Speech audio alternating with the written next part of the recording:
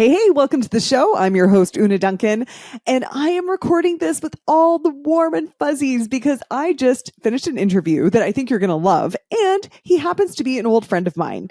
Anthony McLean is the author of All Fired Up, Optimize Mental Wellness to Ignite Joy and Fuel Peak Performance. It's about that tension between self-care and hustle culture. I'll play you a quick clip from his book promo. Here's what you got to do to level up your life. Ease into your day with breath work and a gratitude journal. No. Wake up, check crypto, jump squats, bulletproof coffee. Let's go. I self-soothe with self-care. Draw a bath with essential oils. No. You fill that bathtub with ice. Cold plunge. Boom. That sounds painful. Pain is weakness leaving the body. Okay. Can you relate to that? Because I can. Finding that balance between hustle, achievement, and drive, which to be honest is kind of my default energy, versus ease and self-care. This is one of the biggest areas of interest for me this year. So I can't wait for you to meet my friend, Anthony. Breaking news. Your dream life isn't going to happen because you made a vision board. You're going to need goals, grit, and some woo-woo shit. This podcast is about getting clarity on what you want, having the grit to do the actual work, and most importantly, constantly training your brain to be your bitch. Ready to be inspired? Here is your host, best-selling author, Una Duncan. Anthony McLean, thank you so much for being here. Thanks for having me. I'm so happy to be here. Oh, this is awesome. Okay, so Anthony, I just finished your book last night. Enjoyed it so much. And in your book, All Fired Up, you talk about the motivation squad, which is all about massive productivity, but it can lead to burnout. And then you also talk about the wellness circle, which is all about self-care, but there's a danger of a lot of self-reflection and not a lot of action. So did you write this book because you were feeling the pull between those two forces? Yeah, that's exactly it. Because I love both camps. Like I love the hustle culture. I love, being challenged to wake up at 4 a.m. and have a cold shower and just start your work. There's something about that I find really energizing. But again, when I go too far in that direction, it does lead to burnout. And then I start feeling bad about myself if I'm not able to wake up at 5 a.m. and if I'm not able to accomplish all I should. And then I would find myself going too far the other side into like the quiet contemplation and reflection and self-care. And then it just turns into like endless navel gazing. I'm not getting anything done. So this book is like these two camps meeting in the middle. Totally. And I can relate to this so much.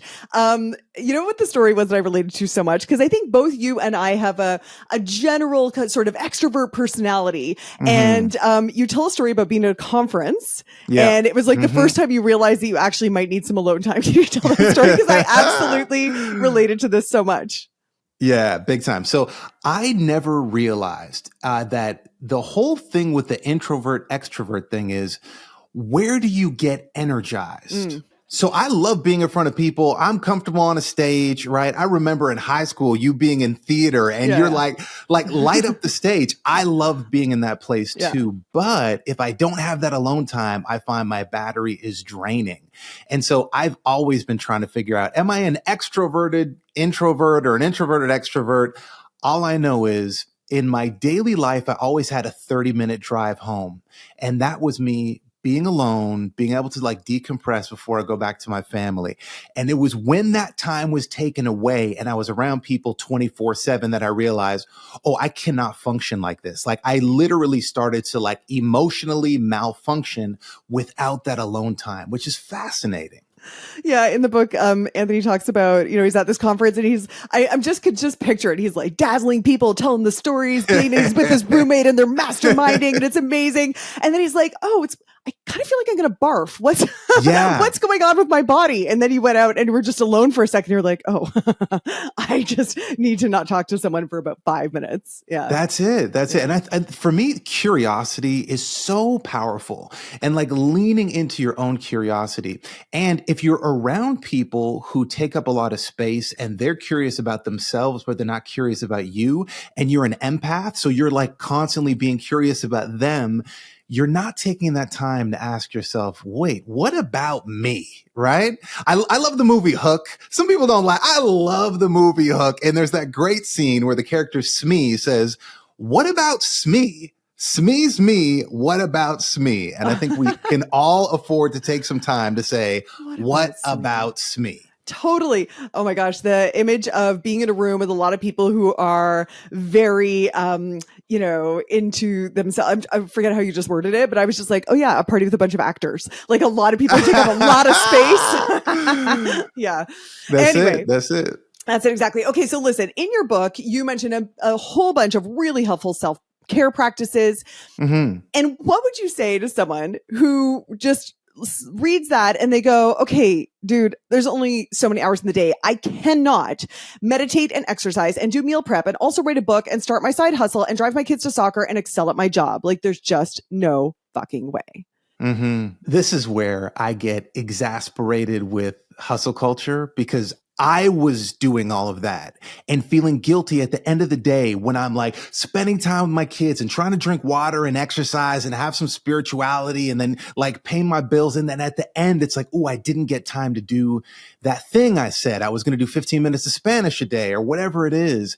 And that feeling of guilt. And I remember one night lying in bed, feeling guilty about myself as a human being because I wasn't able to do that 17th thing on my list, and realizing this is not sustainable. So what's sustainable for me?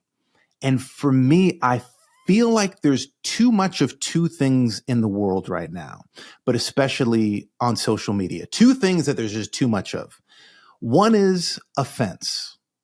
I think we're just too offended. Oh. And half the time, we're not even offended. We're just worried someone else is going to be offended. So it's like secondhand offense. I think we're too offended.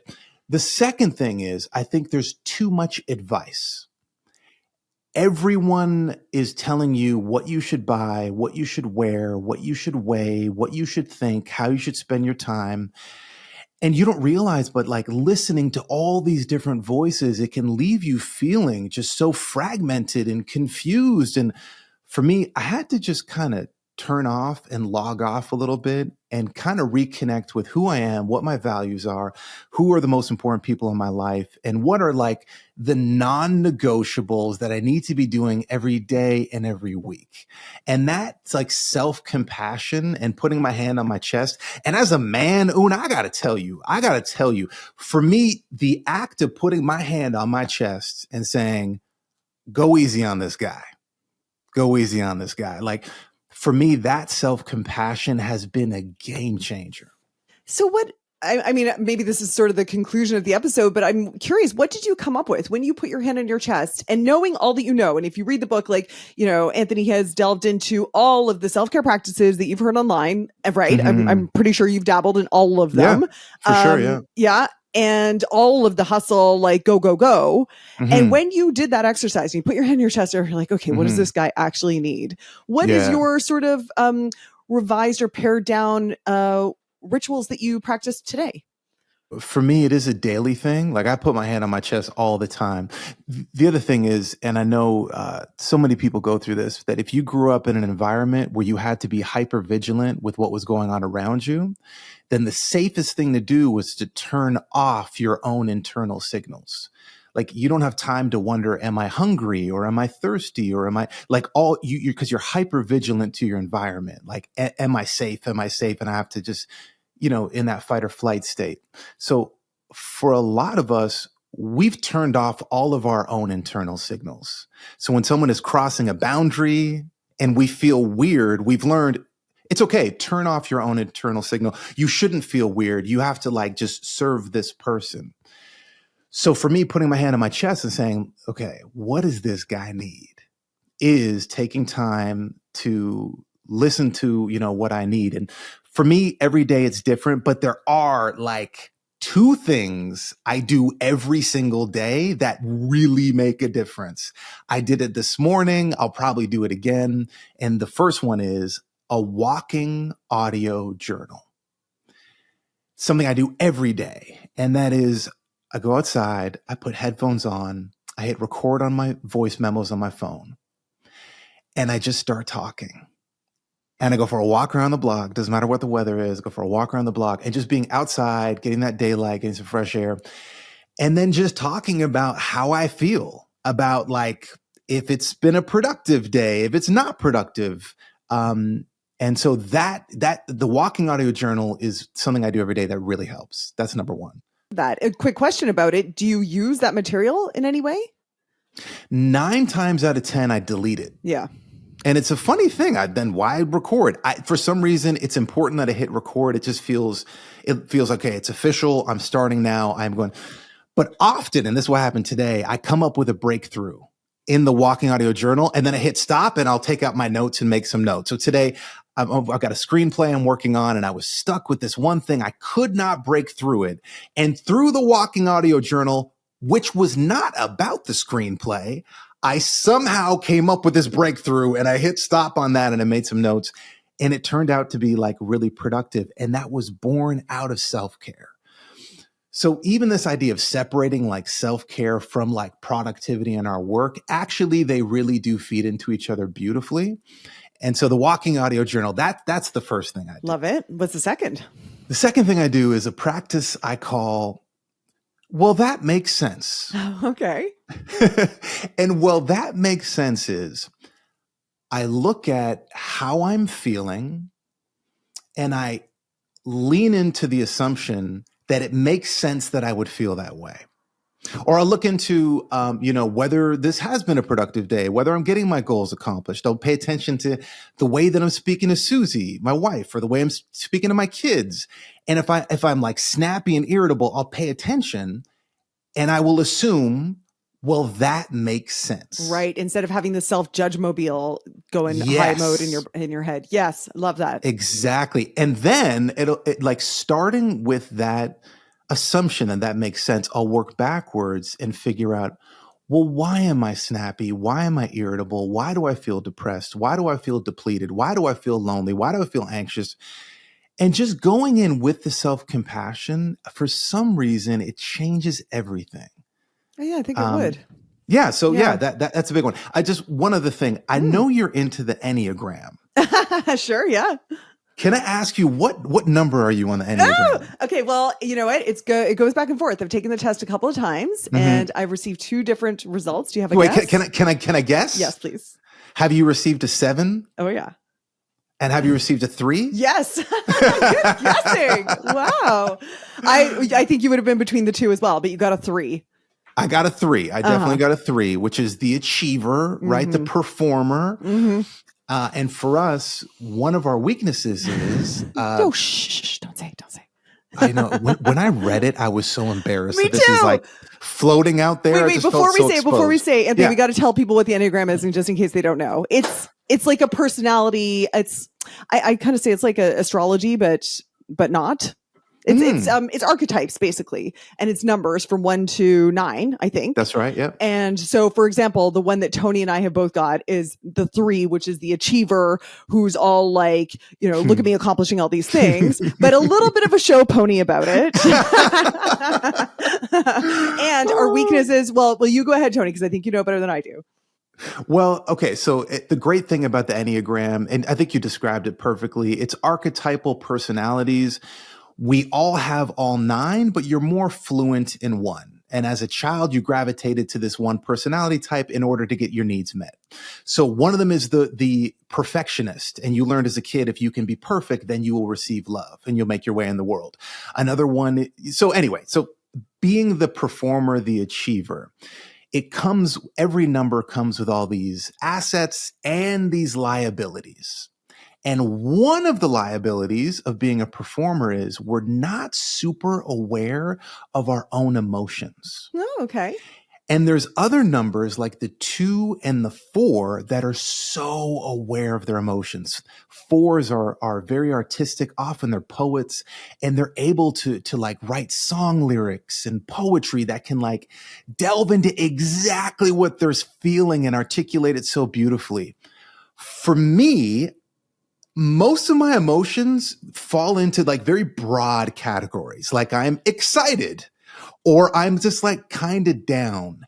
And whereas a 4 or 2 might know right away what that down is, I actually have to go for a walk and like be like, okay, am I depleted? Or am I lonely? Or am I disappointed? Or like what exactly is it? And then I love the work of Dr. Susan David because she says emotions are data points. Your emotions are trying to tell you something, trying to give you some valuable information so you can act accordingly. But if you're not really aware, and I think being conditioned as a guy too, just like emotions, we were kind of told not to talk about it, not to think about it. So that might have also stunted my emotional awareness as well. And so for me, this practice of, well, that makes sense, zooming in on my emotions, figuring out what it is I feel, and then acting accordingly has been super, super helpful. Oh, I like that so much because I think, yes, if I was identifying some vague negative emotion, my first instinct would be like, don't have time for that right now. I got tons of stuff to do. And then my second would be like, right, okay, existential angst. How do we solve this? It would be an immediate, like, all right, let's fix that motherfucker. There would be no, that makes sense. Let's have compassion for the little self that's feeling that. It would be like, nick that shit in the bud. Because I got to go achieve something. I got to go do something. Yeah, exactly. Totally. Yeah, I love those 2 rituals so much. Thank you for sharing them with me. And one thing that strikes me is your audio journal. Like you're saying this out loud. Are you an interesting character in your neighborhood? Is everyone like, there's that guy? That's why the headphones are so important. So that for me, the whole reason I have headphones, it looks like I'm on the phone. It looks like I'm on a phone call. Okay. Which is great. Yeah, that is good. That is good. So you talk in your book about mantras. Can you talk about, and what I liked was the wording that you used to address certain emotions and what mantras you might use to self-soothe, or I don't know if that's the right wording, if you would say it's self-soothing. Sure, can you give us some examples of what you would do if you identified the emotion? And by the way, I love that you like to get clear on exactly what the emotion is. Do you ever see that's a parenting tool that someone gave me a long time ago? It's a wheel, an emotions wheel, and you help kids find what the feeling is exactly. Oh, yeah, it's really good. It's a really good tool. I mean, not just for kids, for adults too. Oh, see, this is, Una, this is why I have hope for the future.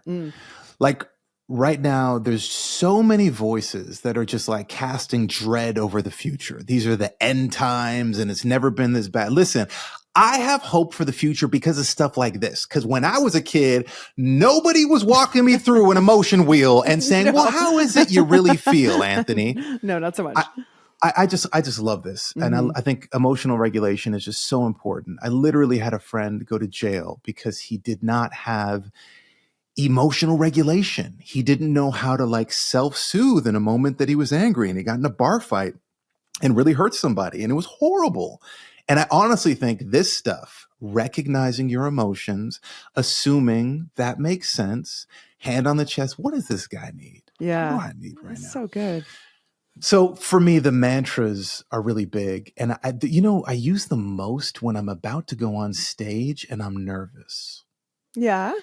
Yeah, because I'll tell you what, I've spoken for crowds all over the world, for large groups, small groups, huge organizations, Fortune 500s, and I still get nervous. Yeah. And I that's thought just it was respectful in a way, isn't it?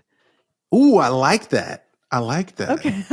Why do you say that? Because if you're backstage, like looking at your nails and being like I'm bored, then you're not giving it your full presence, your full, this is important. I've got a message to convey. It's a responsibility to convey it. I've got a job to do here, and I'm going to take it freaking seriously.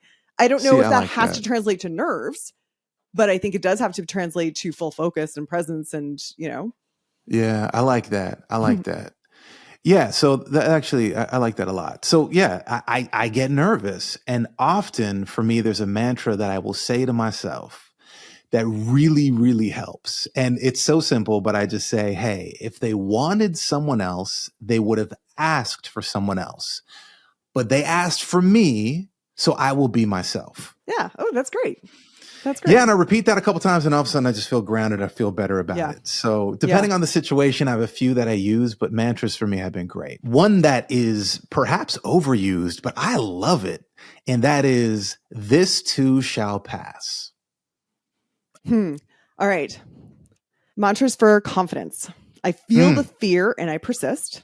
Woo! I don't need to impress anyone. Oh, I liked that one a lot. As a 3, yeah. we need that. As a 3. We need As it. a 3. Yeah. Big time.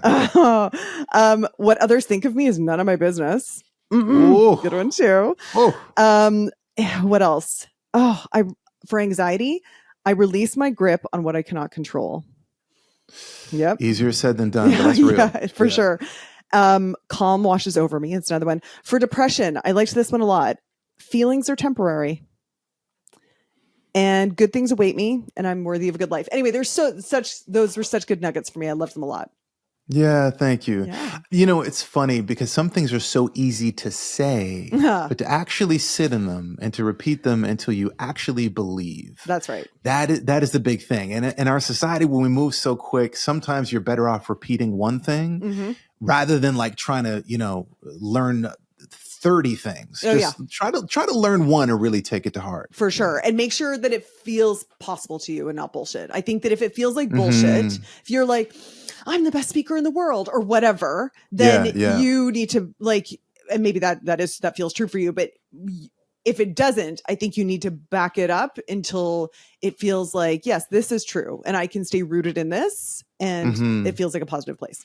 I love that. Yeah. So, Anthony, you said that, and I was surprised by this in your book. You said that slow and steady doesn't win the race. You should actually go hard and then rest. And I was like, oh, it's like high intensity interval training, but for life. Can you tell us why? Why is that more effective than slow and steady? Yeah, that's it. So I found for myself, that's exactly it. Like sprints and then rest and then sprints again. If I am working on a manuscript or a screenplay, for me, going all in and giving 110% complete focus, going hard, and then taking a break where I'm allowed to check my phone and I'm allowed to check email and I can go on social media, but then putting everything away, getting real serious and boom, going hard again. Like for this 40 minutes, I am not allowed to do anything. I'm just going to go hard on this and then I can break and take it easy. Rather than I've got the whole afternoon to work and I'm like kind of working and kind of checking email. And slow and steady ain't going to work. You got to go hard and then give yourself some adequate rest. And a real rest. Do you want to know the moment that you called me out so much? Is when you said, stop doing your emails while you eat a salad. And I was like, oh my God, he's looking at me right now. Yeah, again, that's something for me that Susie's helped me with a lot. And her big thing is go for a walk at lunch. Like just go outside, doesn't matter the weather, and just go for a walk. Just shut everything down and get outside. And if I'm not careful, being an achiever, it's like, but during lunch I can get a few emails done or watch a motivational video to keep me going. And there's something about unplugging completely that is just so good for us. So go hard, unplug, go hard again. Okay, but here's what I find. I find that hard. I find that really hard. And you talk about doing a shutdown routine. And that's how we unplug. It's like the ritual of unplugging. And recently, so I'm not drinking alcohol right now. And I've noticed that one of the ways that I've often used alcohol is as the shutdown, as the closing the laptop, pouring myself a drink. And that means I am officially off. But until that happens, I'm a little bit like, well, I kind of could plow through a couple of other things because, I'm completely alert. So tell us some examples of some healthier ways to do the shutdown. I think it's worth noting that your body will adapt to whatever you give it. So if you tell your body the minute I have my first sip of red wine, we're done and you can relax, your body will wait for that moment. Yeah. Unless you give your body a new moment. Yeah. And it's not like the wine has hit me. It's not like I'm like wasted and that's why I'm so relaxed. It's because I've told myself now we're relaxed. Yeah. That's exactly it. So you can rewire your brain so that a 30-second breathing exercise. I love 4-7-8 breathing. You breathe in for 4 seconds, you hold for 7 seconds, you breathe out for 8 seconds. You do that for 32 seconds and you will literally feel a little shift in your body. You can do a different exercise if you like a 3-minute exercise or a 5-minute, but you can never talk yourself out of a 30-second breathing exercise. Like everyone's got time for a 30-second breathing exercise. And if you train your body that the end of my workday is this 30-second breathing exercise, or doesn't have to be that, if you are lucky enough, as many of my Scandinavian friends are, to have a sauna in your house, that when I go in the sauna, the workday is done. It actually, or is there a playlist you listen to and you only hit play and you have a dance party and you only hit play on that playlist when the workday is done? So finding what works for you, and this is where curiosity is so good. Get curious about what works for you, because some people right now, they hear me say breathing exercise and I can hear them rolling their eyes. People are spraining their eyelids right now because they're rolling their eyes. I'm not that person. I'm not doing a breathing exercise.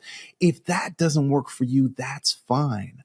But what does work for you, and give yourself the gift of fully unplugging by some kind of shutdown routine at the end of your workday, especially if you're working from home.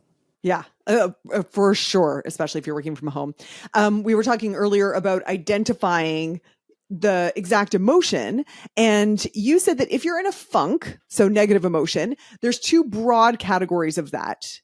Do you remember that? The two different ways of being in a funk? Can you tell us about that? Yeah, for sure. And I hope I'm not the only person that feels this, but for me, I can either get ground down to a halt where I am just not moving. I am a sloth. I don't want to get out of bed. I'm just completely out of gas. And so that's one thing, being out of gas. And there's different tools when you're out of gas, how to get out of that funk, than if I'm in the other ditch. And the other ditch is when I'm in overdrive. And that's just like, I'm anxious and I'm just like, and it's funny because sometimes at the end of a presentation that goes really well, I'm so fired up. But if I don't know what to do with those emotions, I'll come home with that excitement and it's not father energy. It's not husband energy. And it's not helpful at home. Mm-hmm. I'm just like too, yeah. It's just like, and actually learning how to get out of gas funk and learning how to get out of like the overdrive funk are really important. And there's different tools for each. And I think you can probably think about what kind of tools would work, you know? Sure. If you were overstimulated, try meditating, try a bath or whatever. If you were understimulated, it's time to go for a walk. It's time to, look at something funny. Totally. I love that. And I mean, that seems so obvious, but it never occurred to me. I'm like, yeah, no, there's two different modes of funk. Yeah, I love that. You also talk about bullying. I know in your career, you talk about bullying. You've done a lot of anti-bullying work. How do we bully ourselves when it comes to self-care and productivity? Yeah. See, I think this is why I wrote the book, because I was bullying myself. It was the hustle culture, drive, relentless. Why have you not written a book this year? Why have you not, got this many followers online? Why haven't you started that business? Why don't you have a digital course? Why don't you? And I like bullying yourself because of comparison. Because you look online and you look at this other person, they're a parent and they're making this much money and accomplishing this much. And it's like, if they're doing it, what's wrong with me? And so I still, Una, I'll be real with you. I really have a hard time still with social media. Oh, dude. I have there's times I'm just not in the right headspace that I just should not go on. Because I'll just see something that should make me happy. It's like, oh wow, there's a new book, and I didn't write it. No, and it's like it's kind of sad. Like, but there are times I have to be honest with myself. There's times where I just do not have the emotional capacity to deal with Instagram. And I've bullied myself because I'm comparing my life with where I thought I would be by a certain time or by what I'm seeing online from someone else's highlight reel. And so that kind of self-bullying, that's what I fall into. What about you when it comes to like bullying yourself? What might that look like? All of it. Like white hot rage that I am not, as big as I thought I would be, or that I feel like I should be, or that whatever, all of it. And it's such poison for your brain. And I know that it's not them doing it to me, it's my own brain that's making, I mean, there's a million different ways to, and I will say, if I'm in a better state, I will see the exact same post and be like, fuck yeah, that's amazing. That's just proof that it's all possible. And, like, that's definitely my better self, but oh God, yeah. I am not that self every day. I hear you.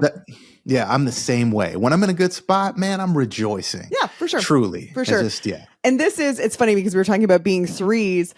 One of the downsides of being a three, or the weaknesses or shadows or whatever, is that threes, because they're so want to be impressive and their identity depends on being impressive, that sometimes they fucking lie about it.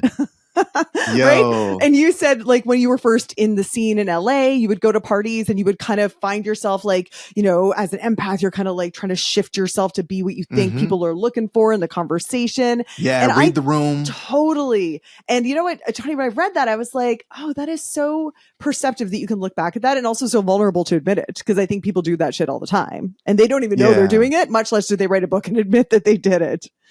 Yeah, and I cringe when I think about all the times that I have done that. And now what I need to do is, Susie and I are going to a party on Friday, and before I go, I have to like shut myself in the bathroom and just like remind myself, hand on my chest, Anthony, you don't have to impress anyone, and look for connection, not impressions. Look to connect, not to impress. And for me, just reminding myself of that, even in the car on the way there, before I just like, Anthony, you don't have to impress. Look for like a genuine connection. And for me, that's good, because then I'm walking in the party, not looking like, hey, who can I impress? What can I, but really and truly, how can I make a meaningful connection with someone? Yeah. And I don't know if you did this kind of stuff at acting school as well, but, if someone's on the stage and they are performing an emotion and they're like, and you can tell they're just watching themselves perform, like they're just, versus if they get on stage and they are actively trying to influence their scene partner and change the dynamics, then it's fucking fascinating. But if you watch someone schmacting and watching themselves schmacting, it is fucking cringe. It's so funny. I've never thought about that connection. That's exactly what it is. Yeah. The difference between look at me, I'm going to be impressive versus like an actual connection. Yep. And I'm letting you influence me and I'm trying to influence you. That's exactly it. Yeah. Yeah. Totally. Okay. So, and you've had a chance somewhat recently to really work on all this stuff, on all these like, feelings of comparison and blah, blah, blah. Can you tell us a story? And we talk about goals in this podcast and going for your goals. And recently you went for a goal. You had a goal that you wanted to be a rapper. Can you tell us the story about Happy Place? Yeah, for sure. All right. So for anyone out there who knows what it's like to launch something and completely fail. All right. This is wait, this is going out to though. you. You were a little kid and you always knew. And like, when I knew you in high school, I mean, if you said you're going to be a rapper, I'd be like, hell, of course you are. Of course you are. So you recognize that in yourself too. And that was a lifelong dream, right? And you even had some minor successes along the way.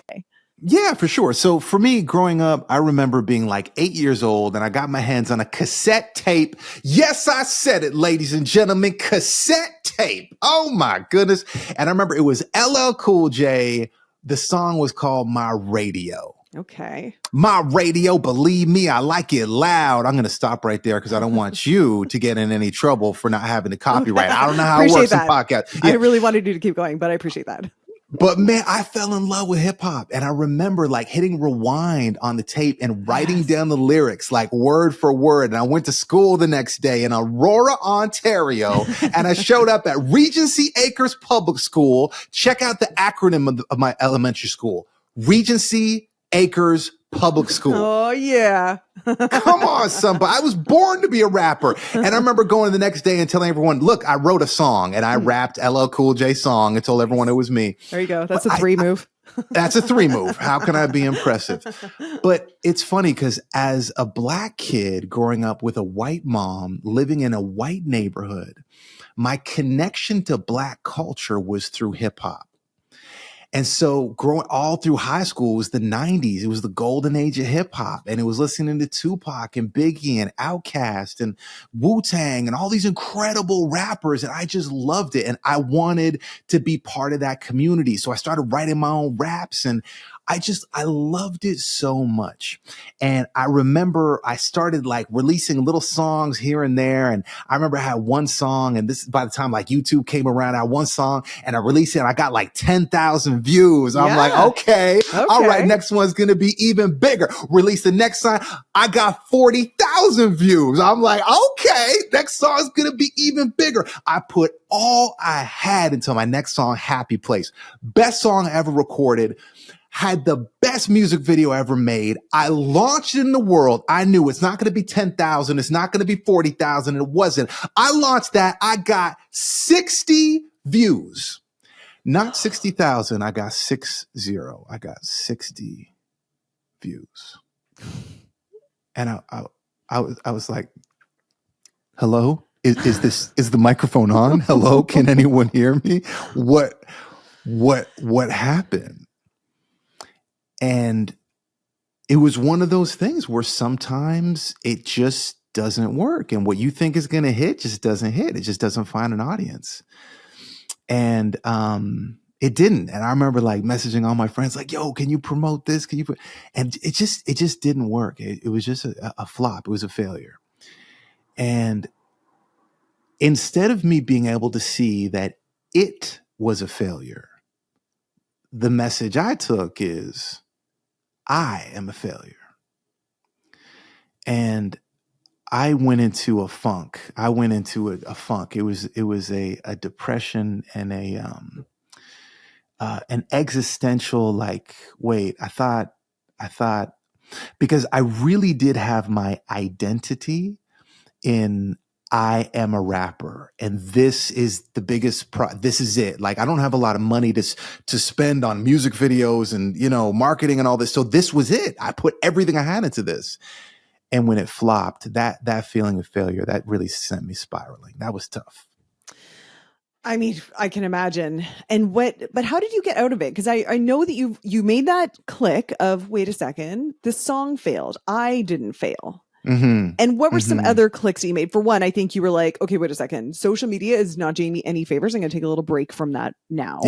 Yeah. What are some other ways that you helped yourself get out of that feeling of failure, which for a 3 and for really fucking anyone is probably one of the worst feelings? Yeah, I'm glad you said that, because different things hit different people differently. Yeah. That was the worst quote of all time. This is profound. Different things hit different people differently. Wow. Let's put that on Blue Sky. That's, please. But look, what I'm trying to say is, for me, that feeling of failure just was a punch in the gut that I just was not ready for. It hit me so deep. And what I had to do was, take some time away from social media. And then, full disclosure, one thing I did is I threw myself into other work. Good. Yeah. So I had a screenplay I was working on. I was like, yo, I'm going to go offline and I'm just going to get lost in this screenplay. Yep. And I wrote like I've never written before. And I spent like 3 months just working on a different project in a different realm. And that was very helpful to me because it gave me time to then have perspective on the failure. And so that was probably like one of the most helpful things I did. Yeah. Yeah. And then what did you say? You said, what is a recipe for disaster? If someone, you said something like, here's my lessons from Happy Place. I wrote them down because they're great. Lessons from Happy Place. One of them, failure is not personal. The thing failed. You did not fail. 2, take a break from social media because you're going to have the comparison brain on and it will not help you. 3, celebrating small wins and actions instead of results. So you're celebrating. You said, I wish I had celebrated the fact that I released the song rather than waiting to celebrate when it was a big hit. Okay, so now I got goosebumps because in my cupboard up here, I almost want to grab it, but I bought a bottle of champagne about 2 weeks ago. And I bought an expensive bottle of champagne on purpose. And I bought this bottle of champagne because I'm working on a screenplay right now. And I'm getting notes from a producer, and it's been very, very thorough and very helpful, but it's been very thorough. It's been months and months and months. Yeah. And we're still going. Mm-hmm. And I bought the bottle of champagne, and I am going to pop that bottle, and I am going to celebrate when the screenplay is done. Yes. Not when it sells, Yes. not when we get a deal, not when some talent signs on and we get a director and we get funding. I'm not waiting for that. I'm not falling for that anymore. This is what I learned. I am going to pop that champagne and celebrate with friends and family that I did the thing, man. I did what I can do. I did what I can control. I put my hand to the plow and I finished. And that is what I will rejoice in. I love it. I love it. I talk about this all the time with my clients who are, for example, looking for weight loss or some fitness result. You know, I'm like, you celebrate every time you choose the salad instead of the fries. Every time you do the fucking workout and you didn't want to do it. If you wait to celebrate when the scale gives you affirmation, come on. You are not going to give yourself affirmation for the actions. You have to give yourself affirmation for the actions, and the results will take care of themselves. But even better, you're going to enjoy the process. If you keep waiting to celebrate, you're going to fucking hate the process because you never celebrate the actions. And you also may or may not ever get to celebrate. To me, I wish you had told me that before I released the song. I learned it the hard way, but what you just said is so true. And it's funny because that intrinsic motivation, that's what's actually going to get you there. Well, that's it. Yeah. Yeah, that's it. Exactly. I want to find what you said the recipe for disaster was, because I remember being like, oh, good to know. Yes. Recipe for disaster. Okay. Do you want to hear it? I'm going to read you your words. Please. Do you want to hear your recipe for disaster? All right. Please. Here is a surefire recipe for shame, depression, and humiliation. It works every time. 1, convince yourself that your value as a human being is tied to the world's opinion of your work. 2, release any of that work into the world. 3, read the comments on social media. Oh my goodness. 4, that's it. Ignore the positive comments. Okay. 5, meditate on the negative ones. That's it. That's it. 5 easy steps. Yeah. To make yourself feel like fucking shit. Yeah, it's true. And it really did work for me. It really, really did. And it's funny, right? Because our brains are wired to pay attention to anything that could kill us. So anything that's like a possible threat or dangerous, that's when our brains like, pay attention to this. So when we're going through someone giving us feedback on something, and they're like, oh, I loved this and I loved that, and this was wonderful. And then they get to that one, but this didn't work for me. That's all you hear. That's all you hear. Yeah. You throw away the rest and you meditate on that. But it actually which is fine, right? We got to work with the brain that we have. But we actually have to be intentional in going back and playing over those positive comments. And for me, sometimes that's what I do at the end of the day. I remember something that someone said that was positive. And I just take time to just like listen to it again and let it hit me. And that's often a hand on the chest moment too. Like, hey, someone today said this, and that really felt good, you know? That's good. I'm so glad that you're in that. I have a file on my computer called my smile file. So every time I get, an email or a DM saying like, oh my God, your book changed my life, I'm like, smile file. So there's going to be a day when I need that, when I'm going to like just really marinate in that comment that I needed. Yeah. Oh, I love that. For all those parents, remind me, how many kids do you have? 2. Okay. And how old are they? Boys who are 12 and 14. Okay, great. Awesome. So for everyone listening who is a parent, this is actually important to do for your kids too, because like there will come a day if you are involved as a parent that your kids will tell you that you are the worst parent ever. It will come, right? And parenting is the hardest job in the world because the people that you're doing the job for will tell you you're doing the worst when you might actually be doing pretty well. Yes. And so it's really, really tricky. But there are moments when your kids might say, hey, thanks for doing this. Hey, that was really cool that you did that. And for me, that's got to go in the smile file too. Oh, for sure. Yes. Yeah. Oh my gosh, you need those moments. Tony, you mentioned earlier that some people grow up in a way where they are on constant alert, constant vigilance. And when you are in constant vigilance, it's really hard to connect with how you're feeling and what your needs are. And I know that you do a lot of work with diversity, equity, and inclusion. And I wanted to ask you, how do minorities or people of color experience hustle culture or the self-care culture, and maybe the tension between them? How is that experienced differently? I was more speaking about this idea of a trauma-informed lens, where knowing if you went through some kind of trauma in your childhood, paying attention to, I had to be super vigilant because I was looking out for trauma. And maybe that was race-based trauma. Maybe that was sexual abuse or physical abuse, or it was bullying, or maybe it was growing up in poverty. But if you grew up with all these adverse childhood experiences, then when you make your way in the world as a grown-up, if you're coming from a background where you had to be hypervigilant to what was around you, you might have had to, for survival, turn off those internal signals. And coming to a place where you can actually bring those back online and say, I'm safe now. That was then. This is now. I'm safe now. How do I feel in this relationship, in this job, with this manager? How do I feel in this friendship? And instead of just that, pre-wired, I just got to ignore that and just, no, let me pay attention. Why do I feel uncomfortable right now?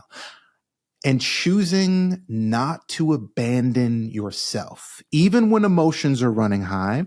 And if you're in a relationship with, and again, this can be a boss at work, this can be a coworker, this can be a partner, a spouse. But if you're in a relationship with someone who is emotionally volatile, you have learned early on in life, take care of that person, make sure they don't blow their lid, just take care of them, take care of them, take care of them. And you cease to take care of yourself, and you abandon yourself and your convictions just to appease this other person. So doing this work of deciding, hold on, I'm not responsible for all y'all grown-ups. You're grown-ups. You take care of yourself and act right. But I'm not going to abandon myself. I'm not going to lie to myself.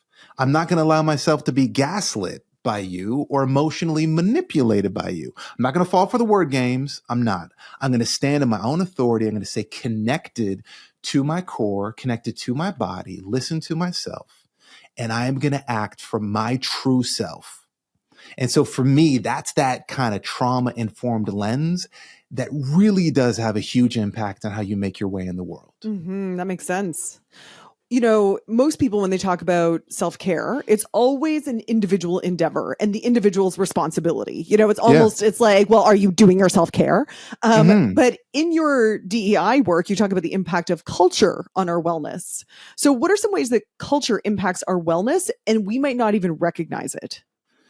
Yeah, that's huge. That's huge. And I think this is where we can learn from so many cultures around the world, where family is not just like the nuclear family, right? It includes grandparents, includes aunts and uncles, and coming together and having meals together, and everyone's contributing.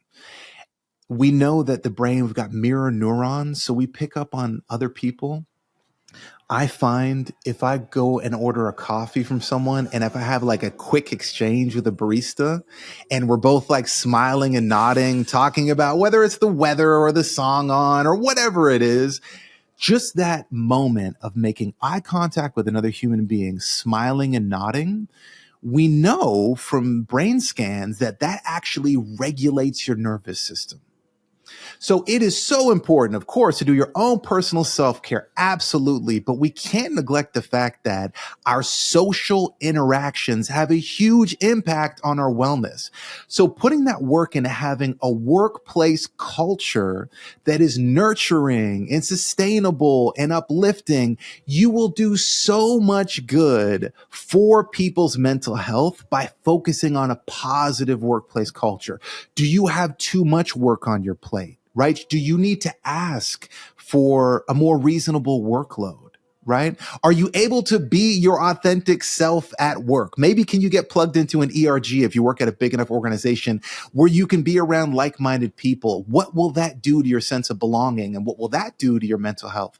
So taking care of each other and taking care of the culture has such an impact on mental health. Yeah. And what about if we take the lens even bigger? Like, what are some ways that we're putting the onus on individuals or even companies to exhibit self-care or nurture self-care when the root cause isn't really an individual problem, but a societal problem? Yeah, big time. So if a toxic work environment doesn't want to change, it is to their benefit to tell their people to have more resilience. Oh, yeah.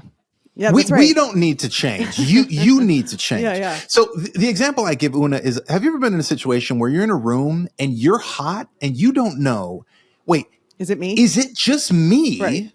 Or is it hot in here? Yes. And you can imagine a toxic workplace, kind of think about this analogy of it being like a room that is too hot. And there's someone standing in front of the thermostat and you're like, hey, can we talk about the environment in here? And they're like, no. It's not too hot. It's just that you're wearing a sweater. You need to change. Right. Exactly.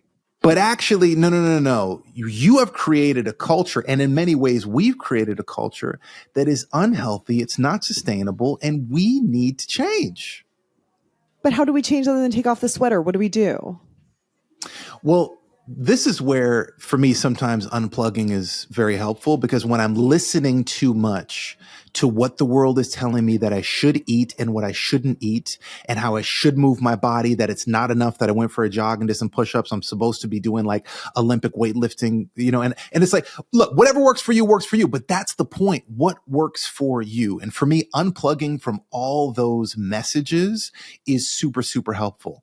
But then I also think we have to stop keeping up with the Joneses, because that's often a big one. Like, well, they have this car and they're by this age, they've saved this much and they're not paying rent. They own a home. And so comparing ourselves with everyone else is another big one.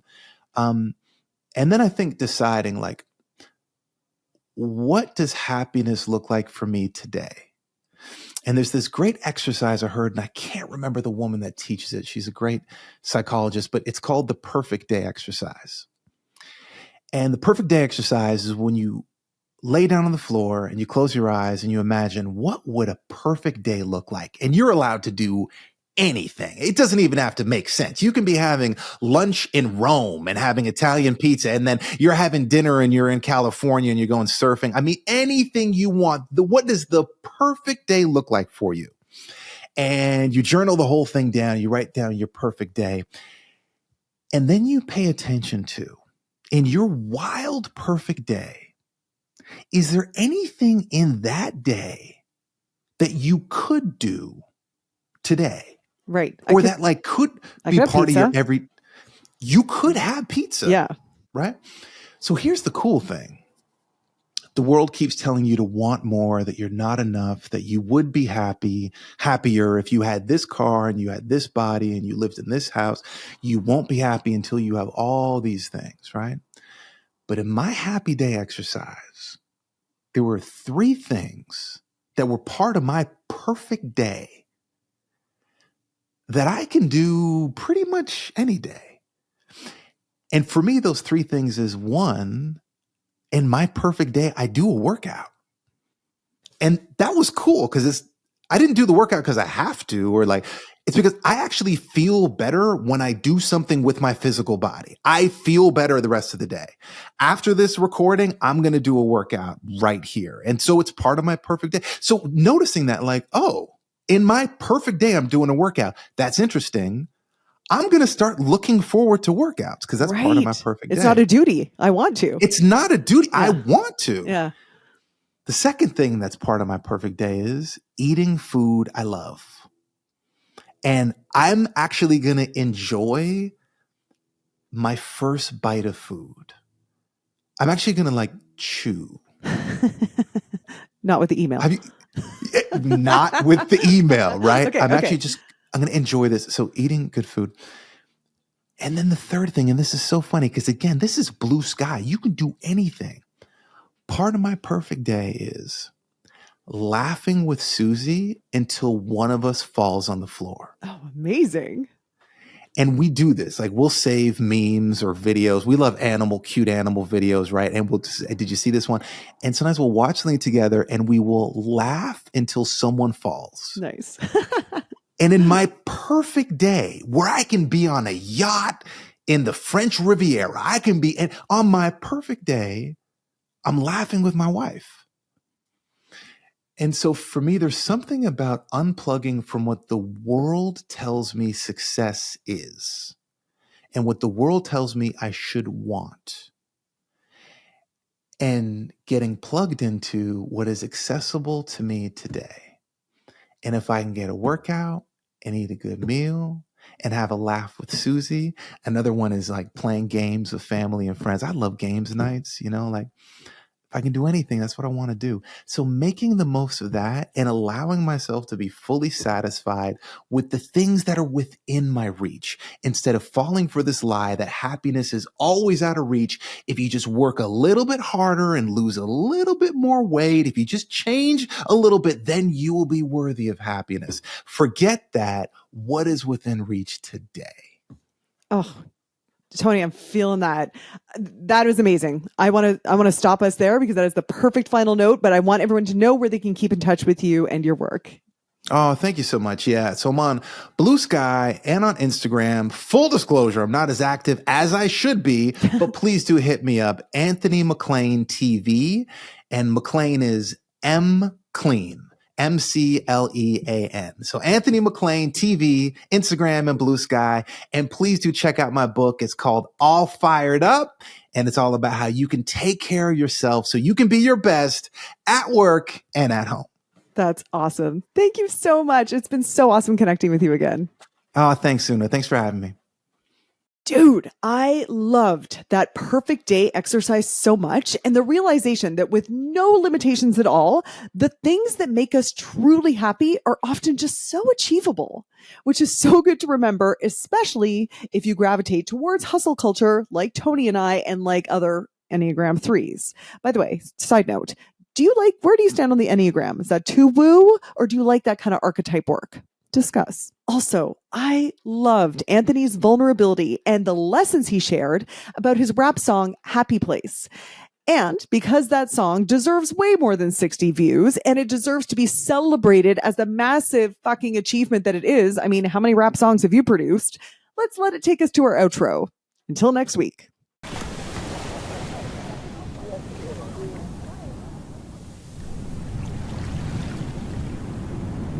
I found my happy place. I found my happy place.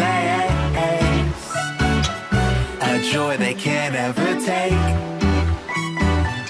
I found my happy place. I found my happy place. It's a new day, it's a new season. This is my joy, like I can't even. I felt the pain, now I'm succeeding. Like I woke up in the Garden of Eden. And as long as I'm breathing, I will follow your leading. I will water the seeds and honor my needs. That what you started, you'll see the completion. All of my enemies, you are defeating. You always winning, your streak is unbeaten. When I take L's, I will try to find meaning. I'm out here big dreaming. I used to be scheming, but now I'm believing. I found my happy place. They can't ever take. I found my happy place.